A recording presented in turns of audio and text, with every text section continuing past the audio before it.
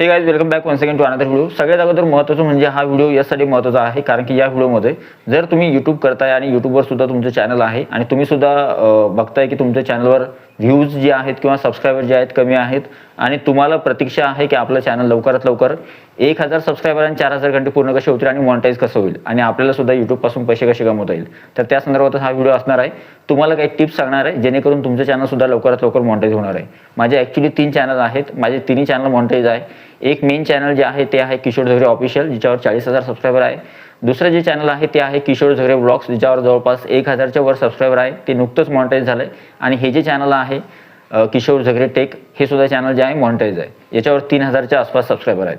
तर मी काही तुम्हाला टिप्स सांगणार आहे, ज्या टिप्स ज्या आहेत तुम्हाला कामी येतील आणि माझा जो 5 वर्षाचा एक्सपिरियन्स आहे त्यानुसार मी तुम्हाला काही गोष्टी सांगेल की जेणेकरून जे आहे तुम्हाला मदत होईल तुमचे चॅनल ग्रो करण्यासाठी. ठीक आहे, मला तुम्हाला काही 5 पॉईंट सांगायचे. त्या 5 पॉईंटमध्ये जे 5 पॉईंट जर तुम्ही केले तर तुमचं चॅनल सुद्धा जे आहे लवकरात लवकर ग्रो होऊ शकतं. पहिला महत्त्वाचा प्रश्न असा आहे की यूट्यूबवर ग्रो होण्यासाठी किती कालावधी लागतो. ठीक आहे, जास्तीत जास्त नवीन क्रिएटर हा प्रश्न खूप महत्त्वाचा असतो आणि ते विचार करतात की खरोखर आपल्याला जर अगोदरच समजलं की आपलं चॅनल इतके दिवसानंतर मॉनिटाईज होणार आहे तर मग तेवढ्या कालावधीसाठी आपण मेहनत करू शकतो. ठीक आहे, म्हणजे काय असतं की आपण ज्यावेळेस चॅनल स्टार्ट करतो तो त्यावेळेस आपण विचार करतो की कदाचित 5 महिन्यानंतर आपलं चॅनल मॉनिटाईज व्हायला पाहिजे किंवा मग 1 वर्षानंतर आपलं चॅनल मॉनिटाईज होईल का, किंवा मग आपल्याला चॅनल मॉनिटाईज करण्यासाठी 2 वर्ष लागतील. तर हे अगोदर जे आहे तुम्हाला जर माहीत असलं तर तुम्ही त्यानुसार जे आहे स्ट्रॅटेजी आखता आणि त्यानुसार जे आहे आपल्या चॅनलवर काम करता. तर सगळ्यात अगोदर पहिली महत्त्वाची मेन स्ट्रॅटेजी सांगतो तुम्हाला. चॅनल 3 प्रकारे मॉनिटाईज करता येतं. पहिली गोष्ट म्हणजे सगळ्यात अगोदर जर तुम्ही कन्सिस्टंटली किंवा इनकन्सिस्टंटली काम करत असले तरीसुद्धा तुम्ही तुमच्या चॅनलला मॉनिटाईज होण्यासाठी 1 वर्ष किंवा 1.5 वर्ष, हार्डली जास्तीत जास्त 2 वर्ष लागतात. त्याच्या आतमध्येच तुम्ही चॅनल तुमचं मॉनिटाईज करू शकता. 1000 सबस्क्रायबर पूर्ण होतात आणि 4000 घंटेचा वॉच टाईमसुद्धा होतो जर लॉंग व्हिडिओ तुम्ही पोस्ट करत असाल तर. ठीक आहे, दुसरी महत्त्वाची गोष्ट जी आहे ती काही जणांचं चॅनल लवकर मॉनिटाईज होतं जर समजा तुम्ही कन्सिस्टंटली काम करताय, रोज व्हिडिओ पोस्ट करताय आणि तुम्ही सेम निशमध्ये काम करताय, एकाच प्रकारची किंवा एकाच असं म्हणता येईल किंवा तुम्हाला माहिती आहे का तुमचं ऑडियन्स कोणत्या प्रकारचे आहे आणि त्यांना कोणत्या प्रकारचे व्हिडिओ आवडतात, त्याच प्रकारचे जर तुम्ही व्हिडिओ किंवा त्याच प्रकारचं कंटेंट तुम्ही बनत असले तर तुमचं चॅनल 6 महिन्यामध्ये सुद्धा मॉनिटाईज होऊ शकतं. आणि सगळ्यात तिसरी जी महत्त्वाची गोष्ट आहे ती आहे काही असे सुद्धा क्रिएटर आहेत की ज्यांना एक्सपिरियन्स असतो आणि एक्सपिरियन्स नंतर ते स्वतःचं चॅनल जे आहे ते मॉनिटाईज करतात 1 महिन्याच्या आतमध्ये. आता माझी जर कंडिशन बघितलं तर मी हे चॅनल जे मॉनिटाईज केलं, माझं ऑलरेडी एक चॅनल आहे ज्याच्यावर 40,000 सबस्क्रायबर आहे.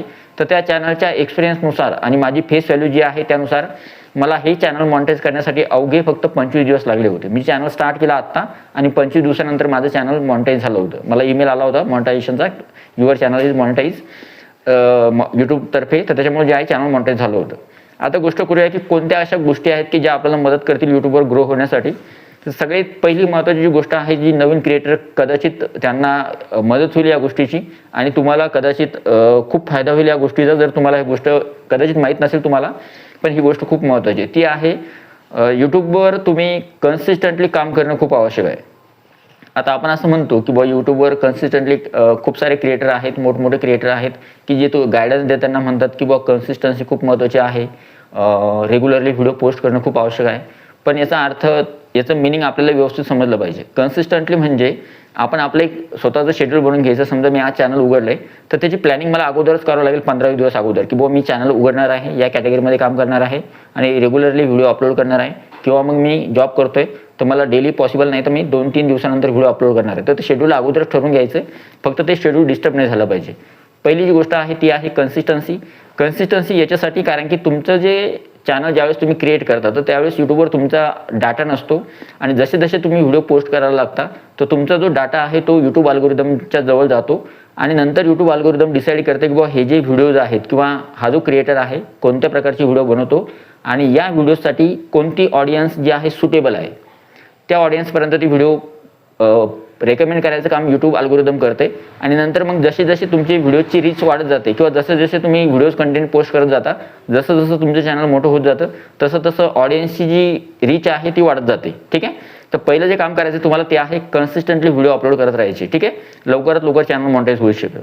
दुसरी जी महत्त्वाची गोष्ट आहे ती आहे, तुम्ही बघितलं असेल की आपण काही गोष्टी करतोय ज्या गोष्टी महत्त्वाच्या असतील आपल्या चॅनलसाठी आणि लवकरात लवकर मॉनिटाईज होण्यासाठी, ती गोष्ट आहे की चांगल्या टॉपिकवर व्हिडिओ बनवण्याचा प्रयत्न करा.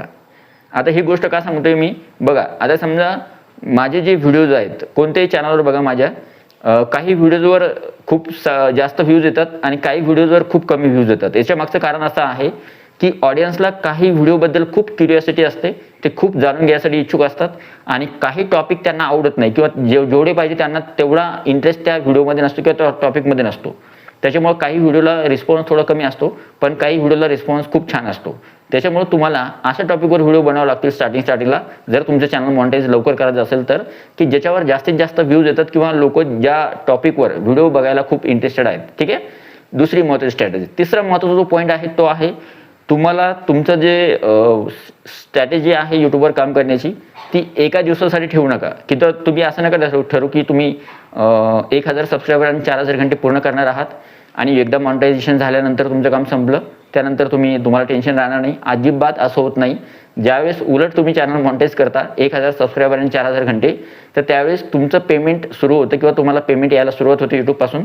तर त्यावेळेस अजून आपल्याला जास्त वर्क करावं लागते. अजून कोणत्या टॉपिकवर कोणता बेस्ट टॉपिक आहे ज्याच्यावर आपण व्हिडिओ बनवल्यानंतर आपला व्हिडिओ जास्तीत जास्त व्हायरल होऊ शकतो किंवा जास्त व्ह्यूज त्याच्यावर येऊ शकतात, याच्यावर आपण जास्त काम करतो. उलट आपल्याला नंतर वेळच मिळत नाही. सध्या तरी वेळ आहे तुमच्याकडं, पण नंतर ज्यावेळेस चॅनल मॉनिटाईज होतं त्यावेळेस आपल्याकडे वेळ नसतो. आपल्याला $100चा क्रायटेरिया सुद्धा कंप्लीट करायचा असतो. ठीक आहे, तिसरी महत्त्वाची स्ट्रॅटेजी जी मी सांगितली तुम्हाला ती. चौथी जी महत्त्वाची स्ट्रॅटेजी आहे ती आहे थंबनेलवर जे आहे काम करायचा प्रयत्न करा. आता कधी कधी काय होतं, नवीन क्रिएटर गडबडीमध्ये, आता समजा फॉर एक्झाम्पल या व्हिडिओवर तुम्ही बघत असाल, मागच्या काही व्हिडिओजवर व्ह्यूज कमी असले तरी सुद्धा थंबनेल, जर तुम्हाला माहिती आहे की हा थंबनेल परफेक्ट आहे आणि थंबनेल खूप छान आहे, तर थंबनेल बदलू नका. थंबनेल बदलायची आवश्यकता नाही. तुमचं चॅनल लहान आहे, तुमची ऑडियन्स लिमिटेड आहे. सध्या तुमची ऑडियन्स फक्त 100-200 लोक तुम्हाला ओळखतात. त्याच्यामुळे तुमचा व्हिडिओ अजून ब्रॉड ऑडियन्सपर्यंत गेला नाही. त्याच्यामुळे तुम्हाला थंबनेल बदलण्याची काही आवश्यकता नाही. जर तुम्हाला माहिती आहे तुमचा थंबनेल परफेक्ट आहे, गुड आहे, व्हेरी गुड आहे, तर त्यावेळेस मात्र तुम्हाला थंबनेल बदलायची आवश्यकता नाही.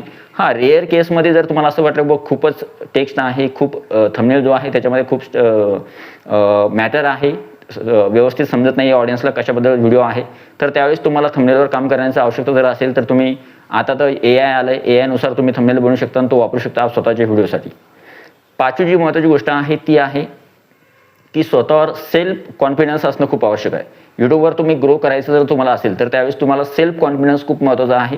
ही गोष्ट कोणी शक्यतो सांगत नाही, पण माझं असं वैयक्तिक मत आहे की जर तुम्ही स्वतःवर विश्वास ठेवला की बुवा मी या निशमध्ये काम करणार आहे, ही कॅटेगरीमध्ये माझी म्हणजे ॲक्च्युली या कॅटेगरीमध्ये मी काम करणार, या निशमध्ये मी काम करणार आहे आणि याच रिलेटेड व्हिडिओ मी बनवणार आहे, आणि त्याच्यावर जर तुम्ही निरंतर प्रयत्न किंवा निरंतर व्हिडिओ टाकत गेले तर त्यावेळेस असा एक टाईम येतो की तुमचं मॉनिटायझेशनचा क्रायटेरिया पूर्ण होतो. 1000 सबस्क्रायबर, 4000 घंटेचा वॉच टाईम, 5000 सबस्क्रायबर, 10000 सबस्क्रायबरचा माइलस्टोन होतो, नंतर 20000, नंतर 50000, नंतर 1,00,000, नंतर 2,00,000, नंतर 3,00,000, असा माइलस्टोन सुद्धा तुम्ही अचीव करू शकता.